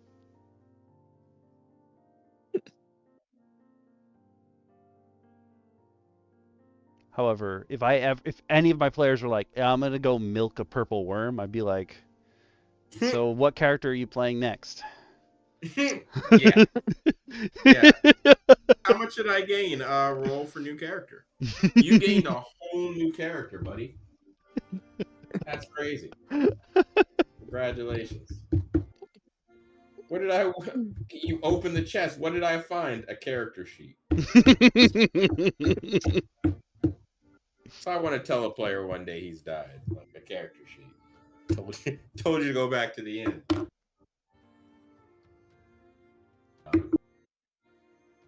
But going through, and these are a lot of common potions that you do see.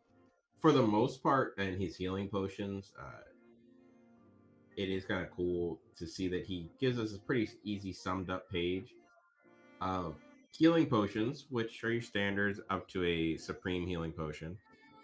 But then you get potions of resistance, which I would only imagine that the potion of psychic resistance is some really crazy stuff that you're ingesting.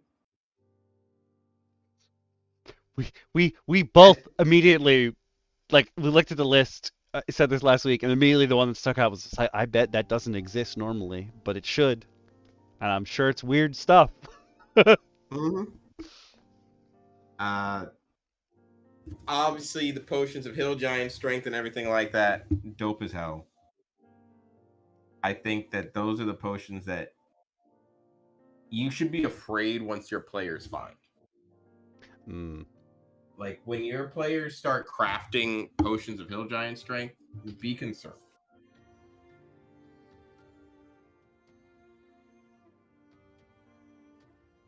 And just to kind of skip to the rest, like I said, I really loved the other special effects potions we gained. Primarily, 3 that stood out to me were, and they do exist already, the Filter of Love, which is just a charm effect. We joke about love potions all the time. Imagine being able to just be like, hey, I'm selling love potions. And that's your character's hook.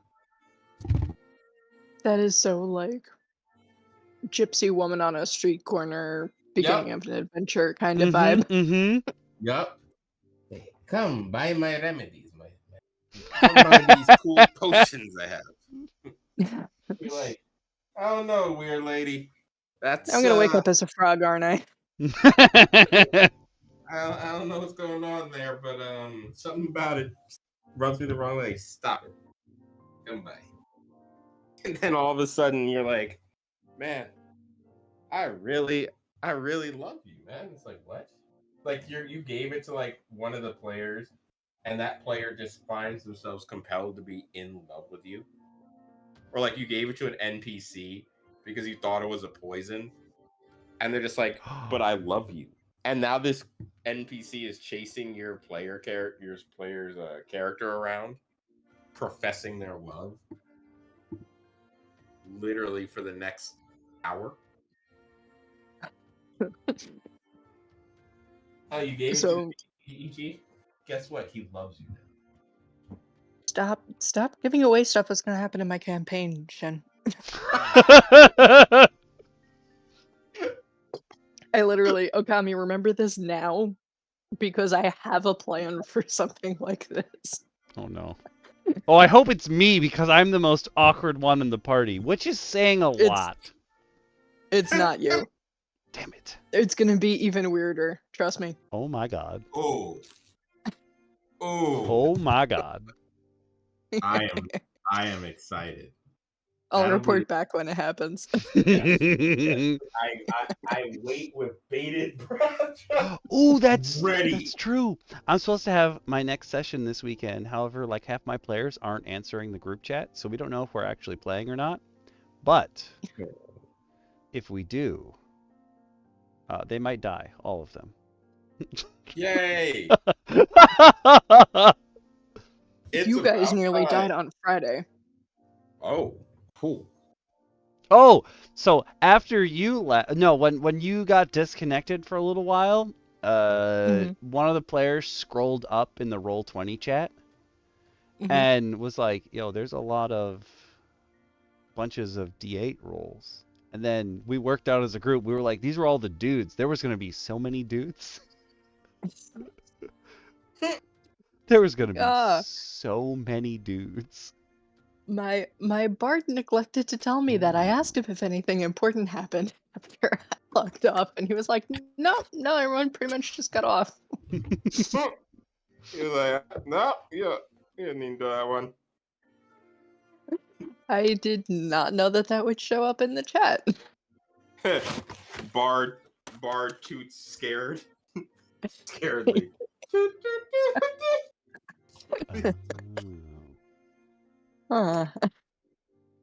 You could also oh no, what are they called? Oh, Shin, you would know.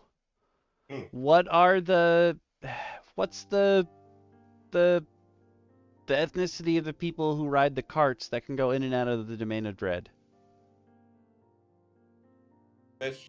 No. Damn it, I do know. They're we both know this. We have talks about them all the time, but they're based on the Romani. Wait.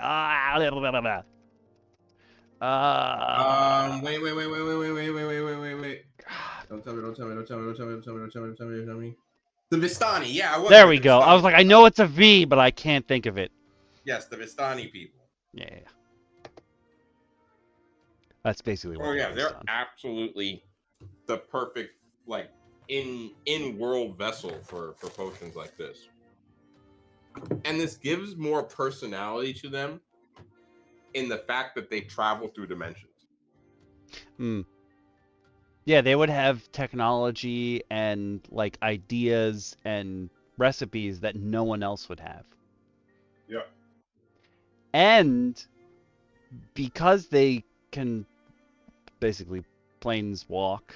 Yeah, they can planes drive as long as they have their cart. If you knew they were going to show up, it would be an event to try and buy stuff from them. From Strahd. Yeah. Like you would run there to be like, I need to buy whatever recipes you just brought back. It's like, oh, we're only here for a limited time. Good luck getting to us. You know how I would make the players know? I would give them like a letter that's an invitation to the marketplace. And when it's glowing a certain color, it would indicate how many days away they were. That's cool. I like that. I was thinking the town that they come to the marketplace, like they set up closest to, would keep track of fog when there's no weather phenomenon that should have made fog, and be like, oh, the fog's here, so we give them a day or two to show up at market. That's another cool way. That could be like a cool rolling town event. Look at that flavor. Love it. I think people got more flavor than they did a dissection of Archibald today. And I'm okay with that. You're caught up now, so we're all on the same page. I was gonna say, do you want to start spells next? But no, I think we should all do spells together. We also can't lose DM Lacara for at least the first couple spells because they're based on math, and like we need you there. Yeah, no, you have to be here. The way I had to be here to go back through alchemy, apparently. You really did. You need to be here for That's so for cool. spells. Let me put it to you this way, DM Lacara. The very first spell Yeah. is going to make you go, "Ooh, I need Oh. this." All right, I'm scrolling. I'm scrolling. Potions continued. Poisons. Oh, that's super cool. Where are the spells? Oh, they're in It is- magical miscellany. Ah, Neil, okay. Ooh, Archibald's geometrical shapes. Let's just leave people with this. DM Lacara, start us off on the first spell. We're going to leave people here. I think it's a perfect. To One prepare you for action, next 60 week. feet. 2 tiny, translucent, bronze-colored geometrical shapes spring forth from your fingers. You choose if they are triangles, squares, or circles. Each shape strikes a creature of your choice within range and deals 2d4 magical slashing, square, piercing, triangle, or bludgeoning, circle damage. The shapes strike simultaneously and you can direct them to hit one creature or two. A shield spell successfully negates the damage of this spell. Special. If the shapes hit 2 separate creatures, and the triangle has a right angle for one of its corners when viewed from above, you can... Well, as opposed to what? I mean, think if you what they're view it from yeah. below, it's going to have a right angle too. You can designate one of the creatures hit by this spell, and that creature takes additional damage equal to your spellcasting modifier.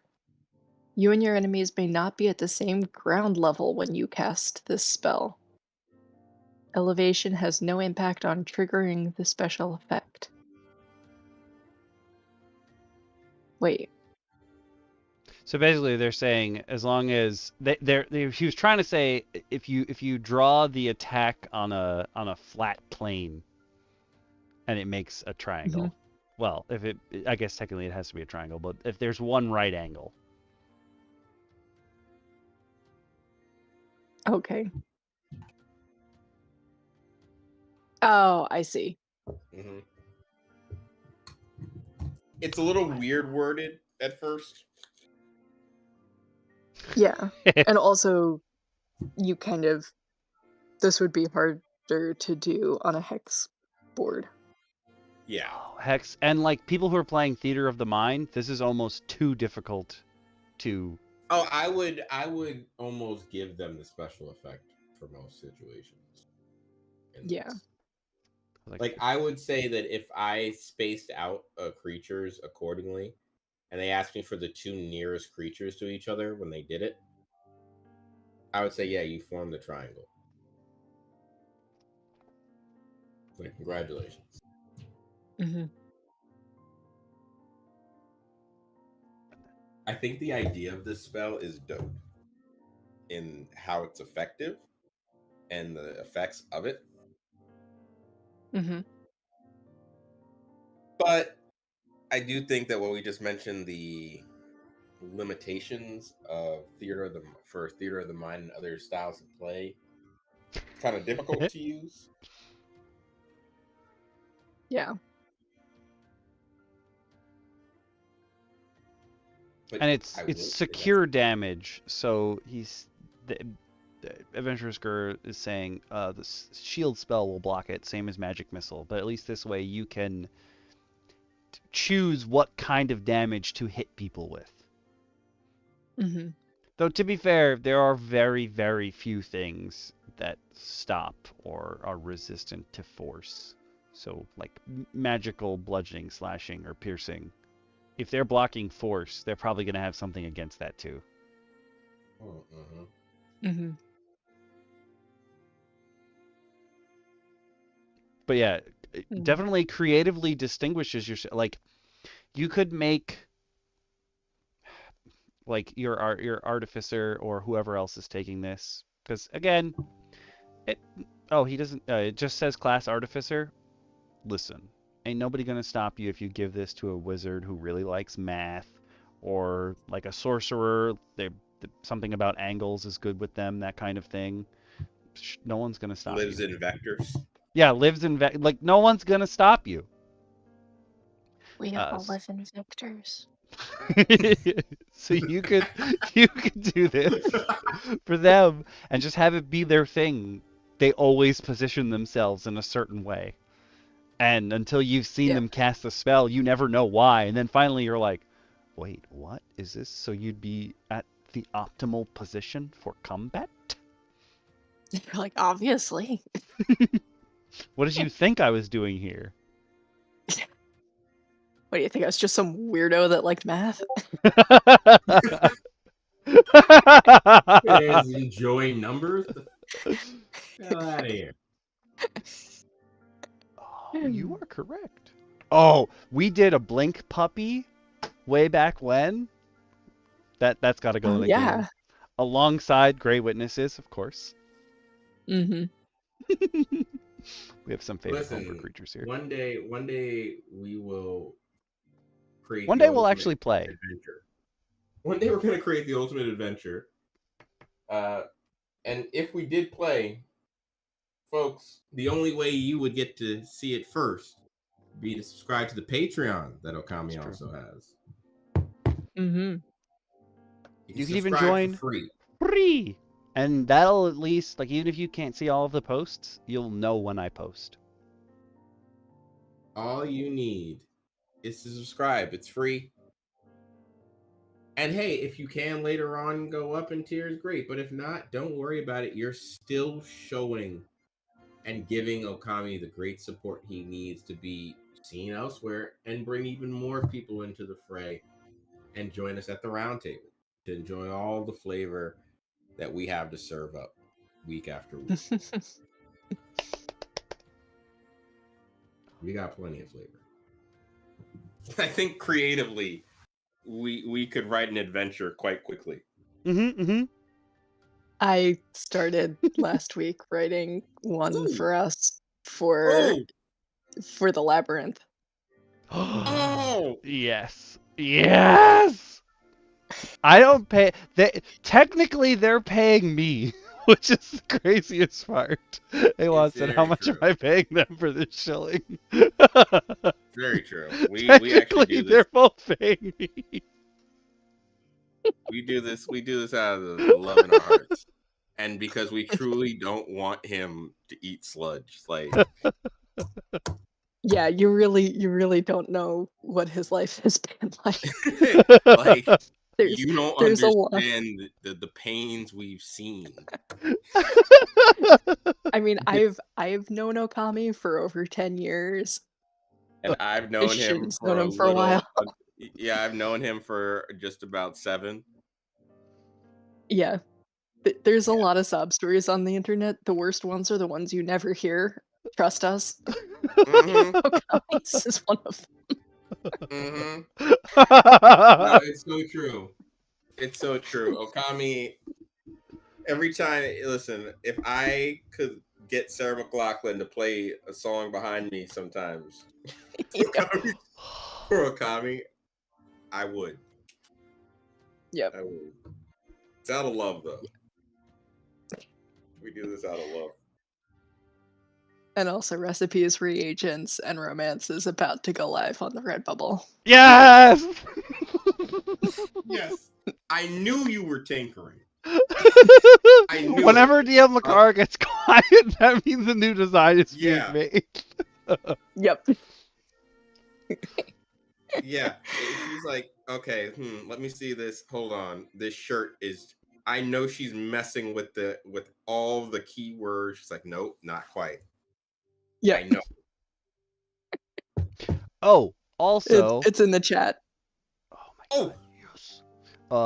Also, unrelated to D&D, but still nice things. If you do have a... Oh my god, that's adorable. Yes, please! If you happen to have a Nintendo Switch, you can go on the store right now. You can search No Gravity Games. As long as you have one No Gravity Games game in your library, they do a lot of fantasy stuff. That's why I'm going to tell you guys here now. But it is free for the next 10 days. As long as you grab whatever game from them is free, and you can get one free by joining their mailing list. So then you'll have one, so then you can start the chain. As long as you keep the chain going, you'll get a free game every day from No Gravity Games. for the next 10 days. So go on your Switches. Today's game, I think, is called No More Snow, which is not fantasy, but it's, I guess technically it is fantasy. You get to be Santa That's a Claus Santa shooter.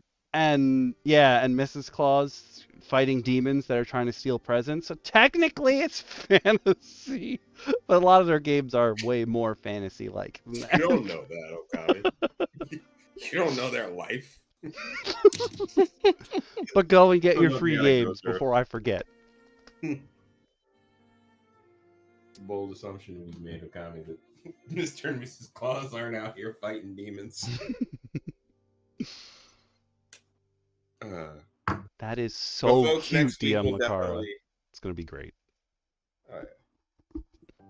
But next week we'll definitely delve into the latter half of these spells. We'll find some real things to enjoy that, quite honestly, he does have, and I think are some really funny plays on just math and science in very clever ways, but also just alchemical thought. Yeah. Yeah. And I think that's happy. she does not have a Blue Lantern ring. In DC Comics, currently, for some reason, Santa Claus is missing, and so they had to ask Mrs. Claus for help, and she has a Blue Lantern ring. Blue Lanterns are hope, so they supercharge Green Lanterns, which are willpower. I A think weird system. I need a battery. I need someone to boost my battery. Hold on, let me go find you. Yeah. But Just yeah, next 36 week people we're gonna listen to tackle. I think we can probably finish next week, We can. Sure. and then We can. We I can. believe. I think we can because eh. I think we'll get really excited when we get to. Building the automaton, I think, is what we're. There's also a bunch of Howl's Moving Castle references later on, so I think we'll also have some fun with that. Yeah. Oh, yeah. Yes. But yeah, I think once we get to building the automaton, the ideas we're gonna come up with are gonna be absolutely fantastic. So I'm happy to get to the so end. up our alley. We're gonna have a lot of fun, folks. Mhm, We're gonna have way too much fun, and we hope you're here to witness it. Here, The Grey Witness. The Grey Witness it. Oh my god. Well, no, that means one of us has to die. Grey Witness it. Sorry, I had to. No, I'm not mad. I'm just. Thank you. It's true. And Ewa, since you're new, normally when we finish an episode, it's not like a group of things. Like this happened to be a supplement. This was our homework assignment in air We quotes. do these every once in a while. Yeah. We do a poll at the end of every episode. So next week, if we do finish this, there'll be a poll that runs for 24 hours that has 10 different topics that we could do for the next week's episode. And because there is what I call the jukebox, if I ever refer to the jukebox, it's just another account that's running the music. It has a vote in the poll because it's in that chat. So you guys, as the community, get to put in one of your votes as well, in addition to all the DMs. There are... How many of us are there now? 7 actual DMs in the jukebox? Question mark? Yeah, in there. Even though Bacon, we scared off by talking about PvP a long time ago. Dungeon Mommy's really busy, and Nice Strick, and I'm gonna call him DM Speedy until he takes his DM name.